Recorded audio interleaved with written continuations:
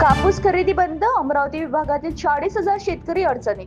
30 April पर्यंत मुदतवाढ देण्याची मागणी. आमदार सौ सुलभाताई संजय खोडके. केंद्र सरकारच्या cotton corporation of India CCI मार्फत सुरू असलेल्या कापूस खरेदी अचानक थांबल्याने अमरावती विभागातील सुमारे 40,000 शेतकरी गंभीर संकटात सापडले आहेत. स्पॉट बुकिंग न सुरू करता खरेदी प्रक्रिया थांबवण्यात आल्याने शेतकऱ्यांचा कापूस माल अडकून पडला आहे.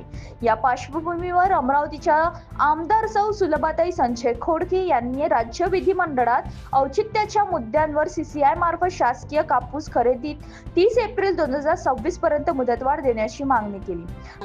कापूस बाजारात आल्यानंतरही राज्य शासनाकडून नोंदणी प्रक्रिया, खरेदी केंद्र सुरू करणे, ओलावा व पावसामुळे कापूस खराब होण्याच्या भीतीपोटी शेतकऱ्यांना आपला माल साठवून ठेवणे अशक्य होणे या अनिश्चिततेचा फायदा घेऊन खासगी व्यापाऱ्याकडून हमी भावापेक्षा 500 ते 700 रुपयांनी कमी दराने कापूस खरेदी करून शेतकऱ्यांची केली जाणारी आर्थिक लूट.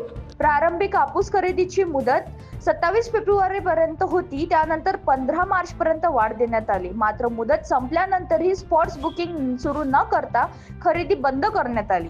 यामुळे हजारो शेतकऱ्यांचे कापूस घरातच पडून असून आर्थिक नुकसान वाढले.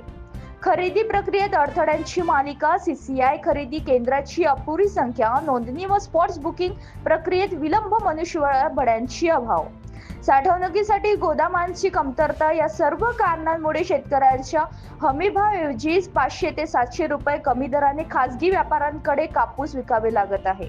परिणामी मोठ्या प्रमाणात आर्थिक नुकसान होत असल्याचे समोर आले आहे.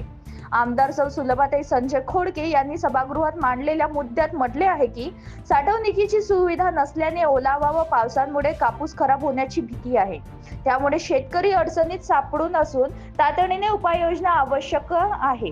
मुख्य मागण्या: CCI मार्फत कापूस खरेदी 30 एप्रिल पर्यंत मुदतवाढ, अतिरिक्त खरेदी केंद्राची स्थापना, गोदाम व पायाभूत सुविधांची तातडीने उपलब्धता, प्रकरणाची गांभीर्याने दखल घेऊन शासनाने त्वरित निर्णय घ्यावा, अन्यथा शेतकरी आर्थिक संकटात आणखी अडकण्याची भीती व्यक्त केली जात आहे. पर्यंत कापूस खरेदीला मुदतवाढ देण्याबाबत शासनाने तातडीने कार्यवाही करण्याची या मागणी या औचित्याच्या मुद्द्याद्वारे मी शासनाकडे करीत आहे. धन्यवाद.